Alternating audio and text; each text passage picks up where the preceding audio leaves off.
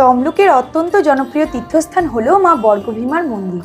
সতীর বাম পায়ের গোড়ালিটি এইখানে পড়েছিল, এটাই হিন্দু ধর্মের বিশ্বাস। এই মন্দিরটি কবে প্রতিষ্ঠা হয়েছিল সেটা ঠিকমতো বলা না গেলেও প্রায় 1100 বছর আগে ময়ূর বংশের রাজারাই নাকি এই মন্দিরটি প্রতিষ্ঠা করেছেন। কাজেই ধর্মীয় বিশ্বাস যাই থাকুক না কেন, এই মন্দিরটার ঐতিহাসিক গুরুত্ব কিন্তু অনেক। প্রথমেই আমরা মায়ের কাছে পুজো দেওয়ার জন্য পুজোর ডালি কিনে নিয়েছি। পুজো দেওয়ার সাথে সাথে এই মন্দিরের সম্পর্কে তোমাদের কিছু তথ্য এখানে জানাই। অনেক দূর দূরান্ত থেকে ভক্তরা আসেন মায়ের কাছে পুজো দেওয়ার জন্য এবং নিজেদের মনের আশা পূরণ করার জন্য। পশ্চিমমুখী মূল মন্দিরটিতে উঠতে ভক্তদের পার হতে হয় মোট 22টি সিঁড়ি। সামনেই রয়েছে নাট মন্দির, আর এই মন্দিরের পশ্চিম দিকে রয়েছে ভূতনাথ শিবের দেউল। কথায় শোনা যায় স্বয়ং বিশ্বকর্মা নাকি বর্গভীমা মন্দিরটি তৈরি করেন। 51 সতীপীঠগুলির মধ্যে অন্যতম একটি সতীপীঠ হলো মা বর্গভীমা মন্দির। দিনটি ছিল শনিবার, আর এই শনিবার ও মঙ্গলবার মন্দিরে বেশি ভিড় হয়।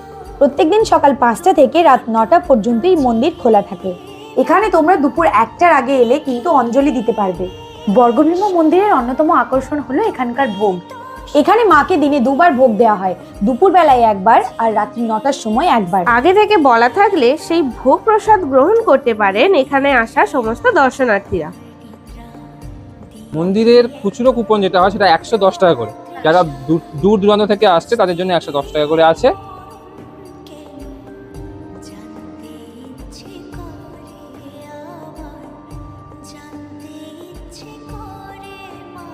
রাত্রি 7টা থেকে 9টা অবধি আপনি ফোন করতে পারেন। অফিসের নাম্বার আছে, আপনি অফিসের নাম্বারটা দিয়ে দেবেন নিচে।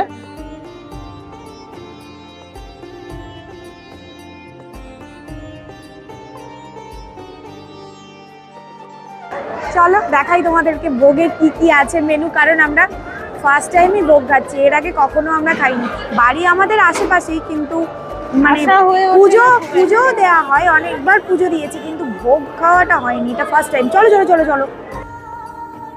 প্রথমেই দিল অন্নপ্রসাদ। অন্নপ্রসাদ কিন্তু আনলিমিটেড, যত খুশি নিতে পারো। তারপর দিল শুক্তো, ডাল, কুমড়োর ঘন্ট, কাতলা মাছের ঝোল। এছাড়াও এখানে কিন্তু 365 দিনই শোল মাছের টক তোমরা পাবে, চাটনি, আর শেষ পাতে ছিল পায়েস। সবশেষে বলছি, আপনি যে ধর্মেরই লোক হন না কেন, আপনার মনের বিশ্বাস আর প্রার্থনা যদি প্রকৃত হয় তাহলে অসম্ভব সম্ভব হতে শুধু সময়ের অপেক্ষা। ভিডিওটা ভালো লাগলে অবশ্যই একটা লাইক, শেয়ার এবং পেজটাকে ফলো করে দেবেন।